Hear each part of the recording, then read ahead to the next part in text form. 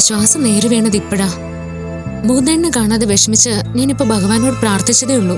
ആഹാ, എന്താ എന്തു പറ്റി ഇത്ര അത്യാവശ്യമായിട്ട് കാണാൻ തോന്നാൻ?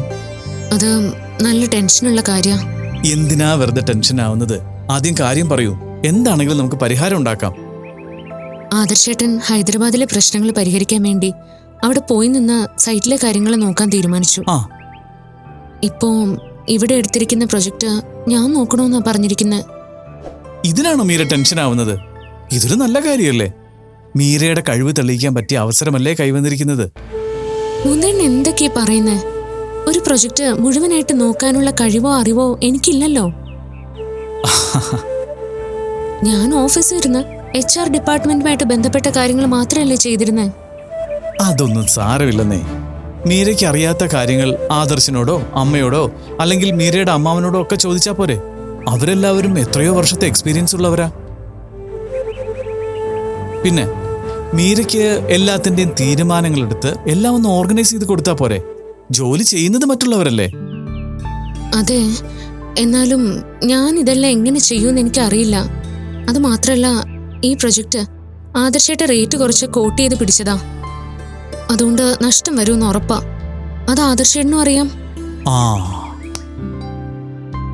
അതുകൊണ്ട് എനിക്ക് അറിയാവുന്ന പോലെ ചെയ്താൽ മതി എന്നാ ആദർശേട്ടൻ പറഞ്ഞത്. ഇതിപ്പോ നല്ല കാര്യമായില്ലേ? വലിയ ടെൻഷൻ ഇല്ലാതെ മീരയ്ക്ക് ജോലി ചെയ്യാലോ. നഷ്ടം വരുമെന്നുള്ള കാര്യം ആദർശ് തന്നെ മനസ്സുകൊണ്ട് ഉറപ്പിച്ചതല്ലേ? അതൊക്കെ ഇപ്പൊ പറയുന്നതാ. നഷ്ടത്തിന്റെ അളവ് എത്രയെന്ന് കണക്ക് നോക്കി ആദർശേട്ടനും അമ്മയും അഭിചേച്ചിയും ഒക്കെ എന്നെ എന്തൊക്കെ പറയുന്ന എനിക്കൊരു ഊഹവും ഇല്ല. അതെ, മീര ആഗ്രഹിച്ചൊരു കാര്യമല്ല ഇത്. എന്നിട്ടും ഇങ്ങനൊരു പ്രോജക്റ്റ് മീരയിലേക്ക് വന്നു ചേരുകയായിരുന്നില്ലേ? അപ്പോ അത് ഭഗവാന്റെ നിശ്ചയമാണ്. ഭഗവാൻ അങ്ങനെ ഒരു തീരുമാനമെടുത്ത് മീരയ്ക്കൊരു അവസരം നൽകിയിട്ടുണ്ടെങ്കിൽ അതിന് പിന്നിൽ എന്തെങ്കിലും ഒരു കാരണം ഉണ്ടാവും. അതുകൊണ്ട് മടിച്ചു നിൽക്കാതെ മീര ആ ജോലി ഏറ്റെടുക്കാൻ തയ്യാറാവുക. നഷ്ടമോ ലാഭമോ ഒന്നും പ്രതീക്ഷിക്കാതെ മീരയിലേക്ക് വന്നു ചേർന്ന കർമ്മം ഏറ്റവും നന്നായി ചെയ്തു തീർക്കാൻ ശ്രമിക്കുക. ഭഗവാൻ മീരയ്ക്കൊപ്പം ഉണ്ടാവും, ഉറപ്പാണ്. മുകുന്ദേട്ടന്റെ ഈ വാക്കുകള് എനിക്ക് വലിയ ഊർജ തരുന്നത്. ഇത് കേൾക്കാൻ വേണ്ടി തന്നെയാ ഞാൻ ഇവിടെയെല്ലാം മുകുന്ദേട്ടനെ തിരഞ്ഞത്. മനസ്സിനൊരു തളർച്ച വരുമ്പോഴും മുന്നിൽ പരാജയമാണെന്ന് തോന്നുമ്പോഴും മുന്നോട്ട് പോകാനുള്ളൊരു മോട്ടിവേഷനാ മുകുന്ദേട്ടന്റെ വാക്കുകളിൽ നിന്ന് കിട്ടുന്നത്. ഞാനിപ്പോൾ പറഞ്ഞതെല്ലാം പണ്ടേ പറഞ്ഞു വച്ചിട്ടുള്ള കാര്യങ്ങളുടെ ആവർത്തനം മാത്രമാണ്. ഭഗവത്ഗീതയിൽ ഇതെല്ലാം അക്കമിട്ട് നിരത്തി ശേഖരിച്ചു വച്ചിരിക്കുകയല്ലേ? ആവശ്യമുള്ളവർക്ക് എപ്പോൾ വേണമെങ്കിലും വായിച്ചറിയാവുന്നതേ ഉള്ളൂ. കൃത്യസമയത്ത് വേണ്ട ശരിയായ ഉപദേശം കിട്ടുന്നത് വലിയ അനുഗ്രഹം. എത്ര വായനയും അറിവും ഉണ്ടെങ്കിലും വേണ്ട സമയത്ത് വേണ്ടത് തോന്നിയില്ലെങ്കിൽ ആ അറിവുകൾ കൊണ്ട് പ്രയോജനം ഉണ്ടാവില്ലല്ലോ. അത് ശരിയാണ്. ഈശ്വരാനുഗ്രഹമുള്ളവർക്ക് മാത്രമേ വേണ്ടത് വേണ്ട സമയത്ത് വാക്കുകളായിട്ട് വരൂ. മീരയ്ക്ക് അതുണ്ട്. അതുകൊണ്ട് അറിവുകൾ ആവശ്യമുള്ള സമയത്ത് മീരയിലേക്ക് അത് വന്നു ചേരും. ധൈര്യമായിട്ട് മുന്നോട്ട് പോകും. ഒന്നും ഭയക്കേണ്ടതില്ല. എന്തായാലും ചെയ്തേ പറ്റൂ. മുകുന്ദേട്ടൻ പറഞ്ഞ പോലെ ധൈര്യമായിട്ട് മുന്നോട്ട് പോവാതെ വേറെ വഴിയുമില്ല. വേണ്ട സമയത്ത് ആവശ്യമുള്ള അറിവുകൾ തന്ന് സഹായിക്കാൻ ഭഗവാനോട് അപേക്ഷിക്കാം. അത്രയല്ലേ എനിക്ക് ചെയ്യാൻ കഴിയൂ. മീരയുടെ പ്രാർത്ഥന ഭഗവാൻ കേട്ടിരിക്കുന്നു. ഇപ്പോഴേ കേട്ടോ? അല്ല, ഈ പ്രപഞ്ചം മുഴുവൻ നിറഞ്ഞു നിൽക്കുന്ന ഭഗവാന് മീരയുടെ മനസ്സിലെ ചിന്തകൾ പോലും അറിയാൻ സാധിക്കുന്നതല്ലേ? പിന്നെന്താ അക്കാര്യത്തിലൊരു സംശയം? സംശയമൊന്നുമില്ല. വലിയ നഷ്ടമൊന്നും വരുത്താതെ ആദർശൻ എന്നെ ഏൽപ്പിച്ച ജോലി ഭംഗിയായിട്ട് ചെയ്തു തീർക്കാൻ ഭഗവാൻ അനുഗ്രഹിച്ചാൽ മതി. തഥാസ്തു. എത്ര ടെൻഷനോടെ വന്നാലും മുകുന്ദേട്ടൻ അതെല്ലാം അലിയിച്ചു കളയും. എങ്ങനെയാ എല്ലാത്തിനും ഇത്ര സിമ്പിളായിട്ട് കാണാൻ സാധിക്കുന്നത്? ഇവിടെ അങ്ങനെ സിമ്പിൾ അല്ലാത്തതായിട്ട് ഒന്നുമില്ല മീര. നമ്മൾ ആലോചിച്ച് കോംപ്ലിക്കേറ്റഡ് ആക്കുന്നതാണ്. ശരി, എങ്കിൽ ഞാൻ പോട്ടെ. മുകുന്ദേട്ടന്റെ പ്രാർത്ഥന അനുഗ്രഹവും എപ്പോഴും എനിക്ക് വേണം. തീർച്ചയായിട്ടും. ശരി.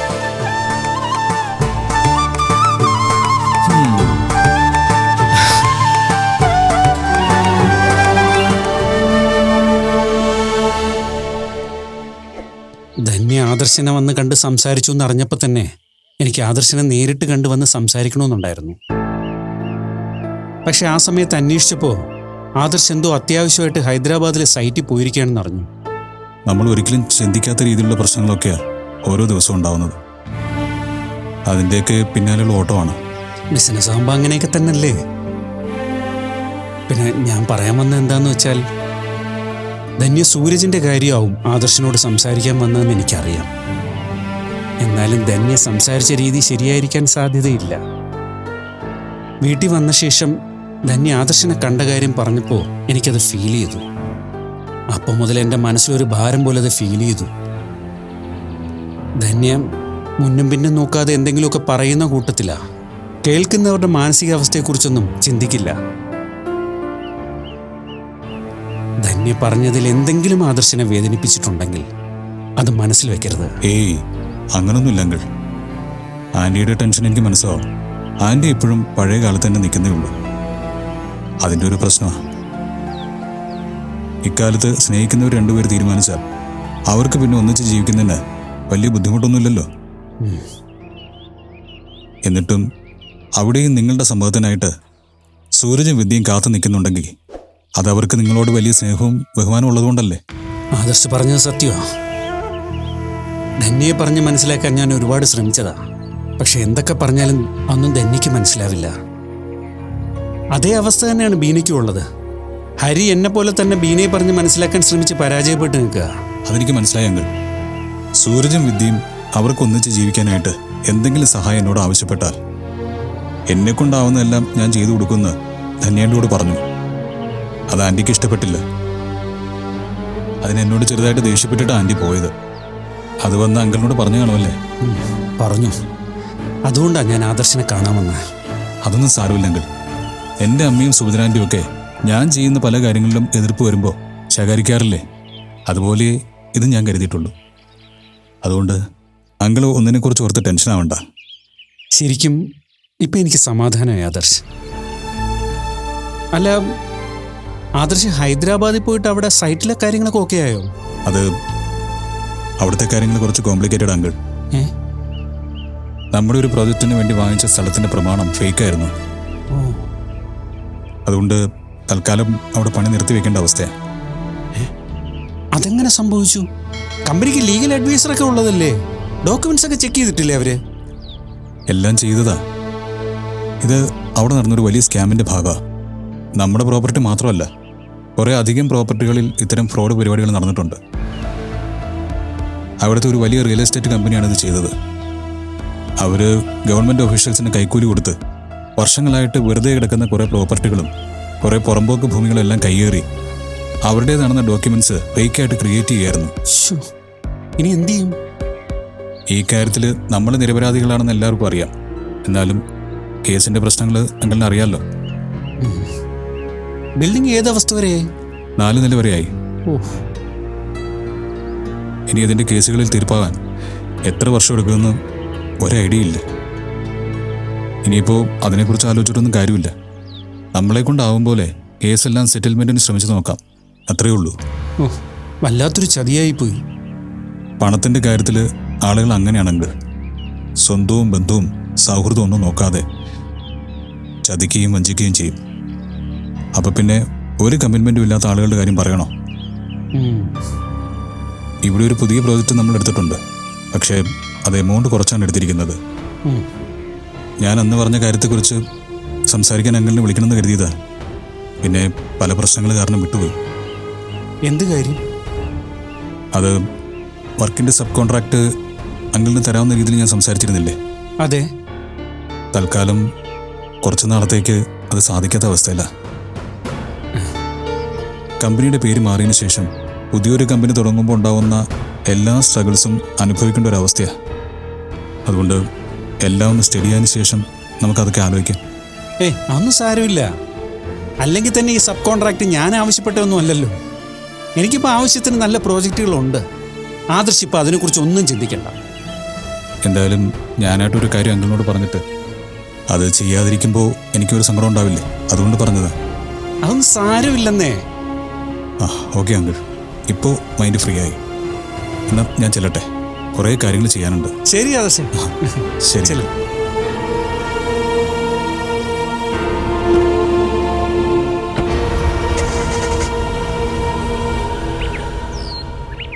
എന്റെ മനസ്സ് മാറ്റാൻ വേണ്ടിയാ അമ്മ അച്ഛനെ കൊണ്ട് വിശാലേട്ടനെ വിളിപ്പിച്ചത്. തെറ്റുണ്ടെന്നാണോ വിശാലേട്ടന്റെ അഭിപ്രായം?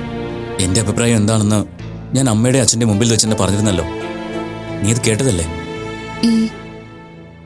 അച്ഛൻ അമ്മയോട് പറഞ്ഞിരുന്നു ഏട്ടൻ വന്നാലും എനിക്കൊപ്പം മാത്രമേ നിൽക്കൂന്ന്. നിന്റെ ഭാഗത്ത് തെറ്റുണ്ടെന്ന് എനിക്ക് തോന്നാത്തതുകൊണ്ട് തന്നെയാ ഞാൻ നിന്നെ സപ്പോർട്ട് ചെയ്തത്. ഏട്ടൻ പറ, ഞാൻ സൂരജിനെ സ്നേഹിച്ചത് അത്ര വലിയ തെറ്റാണോ? അങ്ങനൊന്നുമില്ല. ഇത് നിന്റെ ജീവിതമാണ്. ആ ജീവിതം ആരുടെ കൂടെ ജീവിക്കണമെന്ന് തീരുമാനിക്കാനുള്ള അവകാശം നിനക്ക് തന്നെയാണ്. എനിക്ക് ആരുമില്ല വിശാലേട്ടാ. എല്ലാവരും എന്നെ ഒറ്റപ്പെടുത്തുക. എന്റെ മനസ്സ് എന്താണെന്ന് പോലും അമ്മ ചിന്തിക്കുന്നില്ല. അമ്മയുടെ കാര്യത്തിൽ എനിക്ക് അത്ഭുതമൊന്നുമില്ല. പക്ഷേ അച്ഛനിൽ നിന്ന് ഇങ്ങനെയല്ല ഞാൻ പ്രതീക്ഷിച്ചത്. ഇതുവരെ നമ്മുടെ എല്ലാ ആഗ്രഹത്തിനും ഒപ്പം നിന്ന ആളല്ലേ അച്ഛൻ. ആ അച്ഛനെന്താ ഈ കാര്യത്തിൽ മാത്രം എനിക്ക് മനസ്സിലാവുന്നില്ല. അച്ഛനെ കുറ്റം പറഞ്ഞിട്ട് കാര്യമില്ല വിദ്യേ. ഈ പ്രശ്നത്തിൽ അച്ഛൻ ആരെ ഉപേക്ഷിക്കാൻ പറ്റുക?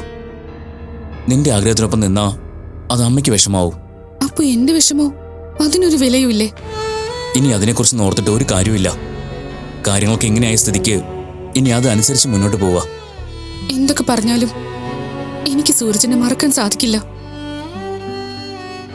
1-2 ദിവസം കൊണ്ട് എന്റെ മനസ്സിൽ തോന്നിയ ഇഷ്ടമല്ല അത്. ഞാൻ വളർന്നതിനൊപ്പം വളർന്നു വന്നതാ. അതെങ്ങനെ ഞാൻ വേണ്ടെന്ന് വെക്കും? നിന്നെ എനിക്ക് മനസ്സിലാവും. പിന്നെ അമ്മ, ഈ പറയുന്ന കുഴപ്പങ്ങളൊന്നും സൂരജിനില്ല എന്ന് എനിക്കറിയാം. അതുകൊണ്ട് കൂടിയാ നിന്റെ ഈ സ്നേഹത്തിനെ ഞാൻ സപ്പോർട്ട് ചെയ്യുന്നത്. സൂരജ് ഒരു പാവ.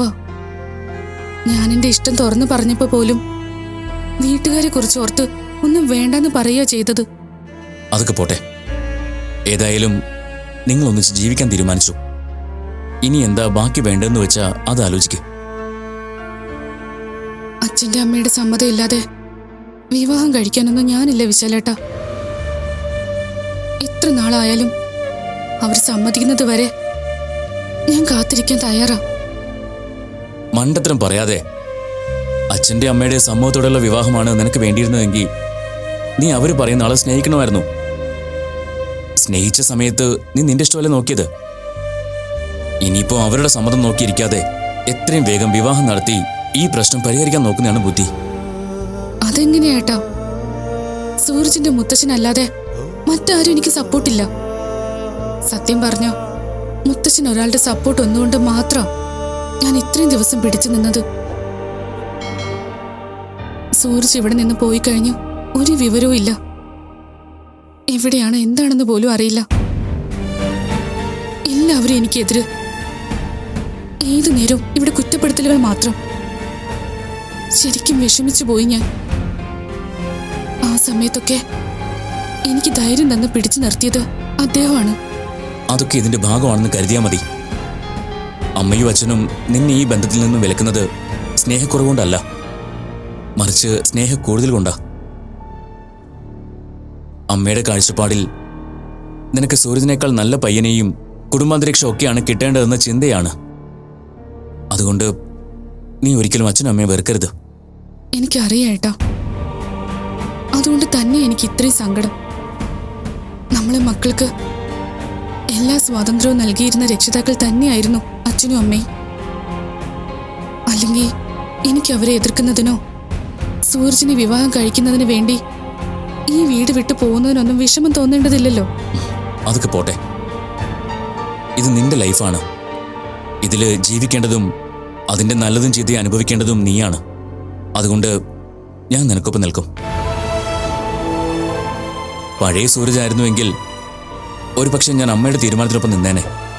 പക്ഷേ സൂരജ് ഇപ്പോൾ ആ പഴയതുപോലെ അല്ല. മീരയുടെ കാര്യത്തിനു വേണ്ടി അടുത്തിടപെട്ടപ്പോ അതെനിക്ക് നേരിട്ട് ബോധ്യമായതാ. അതുകൊണ്ട് തന്നെ സൂരജ് നിന്നെ നന്നായി നോക്കുമെന്നും എനിക്ക് ഉറപ്പുണ്ട്. അതെ ഏട്ടാ, സൂരജിന് എന്നെ ജീവനാ. എനിക്ക് സൂരജിനെ. ഈ സ്നേഹം എന്ന് നിലനിൽക്കട്ടെ. നമുക്കെന്തായാലും ഉടനെ സൂരജിന്റെ മുത്തശ്ശനെ കാണാം. അദ്ദേഹവുമായി സംസാരിച്ചിട്ട് ഒരു തീരുമാനം എടുക്കാം. ശരി.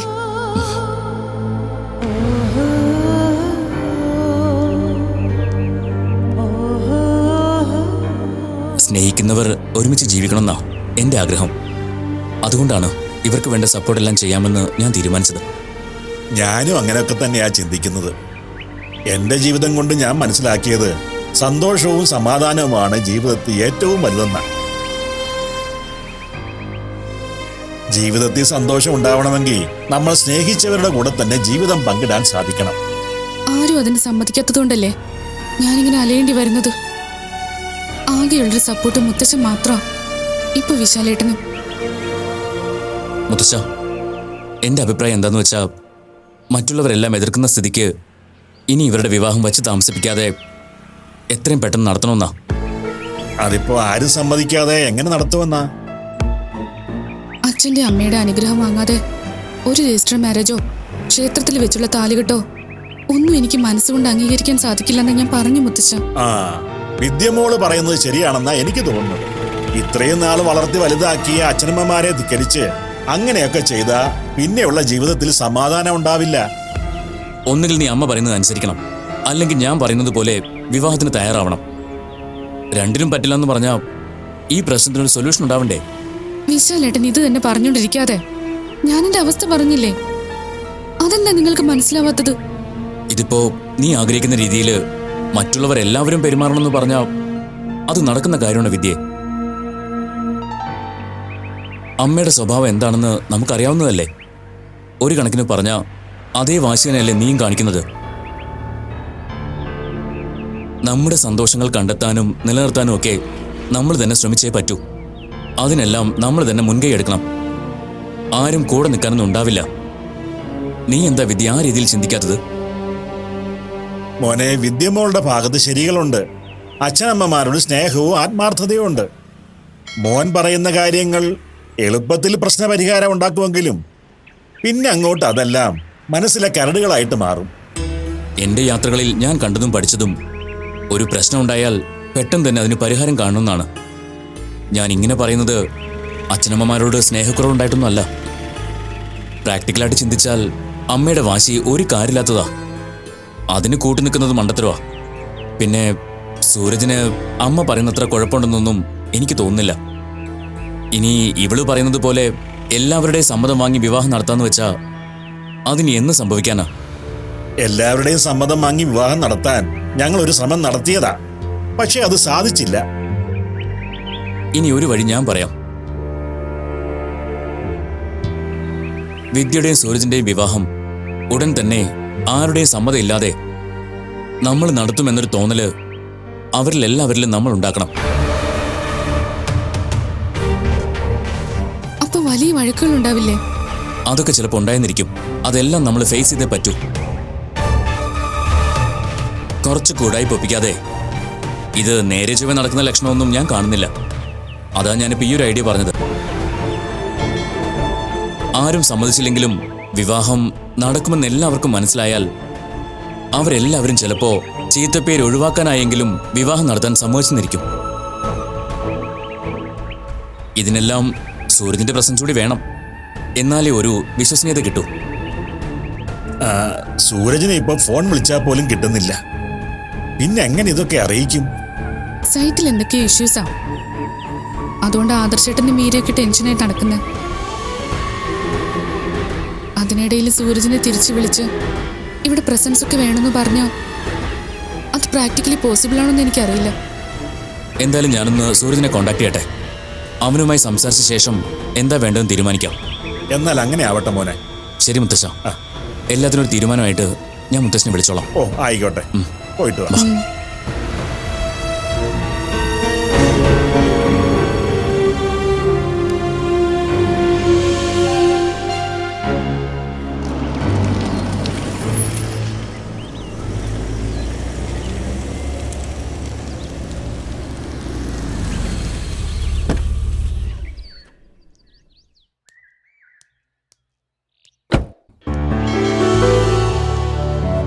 അച്ഛാ, മോളെ വാ. ബീനാമ്മ എവിടെ? ഞാനിവിടെ ഉണ്ട്. ഇരിക്കും മോളെ. എന്താ മോളെ വിശേഷിച്ച്? അച്ഛാ, ഞാനൊരു പ്രൊജക്ടിന്റെ കാര്യം പറഞ്ഞിരുന്നില്ലേ? ആ, ആദർശ് റേറ്റ് കുറച്ച് കൊട്ടേഷൻ കൊടുത്തു എന്ന് പറഞ്ഞതല്ലേ? അതെ, അത് നമുക്ക് തന്നെയാ കിട്ടിയത്. അത് ഞാൻ തന്നെ നോക്കണമെന്നാ ആദർശേട്ടൻ പറയുന്നത്. ആ എങ്കിൽ മോള് തന്നെ അത് ചെയ്യണം മോളെ. ആദർശിന് വേണ്ട എല്ലാ സപ്പോർട്ടുകളും ചെയ്യേണ്ടത് മോള് തന്നെയല്ലേ. പുതിയ പ്രോജക്റ്റ് ഇവിടെ നാട്ടിൽ തന്നെയല്ലേ മീര? അതെ ബീനാമേ. ഇവിടെ പ്രോജക്റ്റ് തുടങ്ങുന്നതൊക്കെ കൊള്ളാം. നോക്കാൻ ആളില്ലാന്നും പറഞ്ഞ് സൂരജിനെ ഇങ്ങോട്ട് തിരിച്ചു വിളിക്കൊന്നും ചെയ്യരുത്. ഇപ്പൊ കാര്യങ്ങളൊക്കെ വലിയ പ്രശ്നമൊന്നും ഇല്ലാതെ പോയിക്കൊണ്ടിരിക്കുക. അതിനിടയിൽ അവനെ ഇങ്ങോട്ട് വിളിച്ചു വരുത്തിയ പിന്നെയും പ്രേമം കല്യാണമെന്നൊക്കെ പറഞ്ഞ് അവളൊക്കെ ഇറങ്ങും.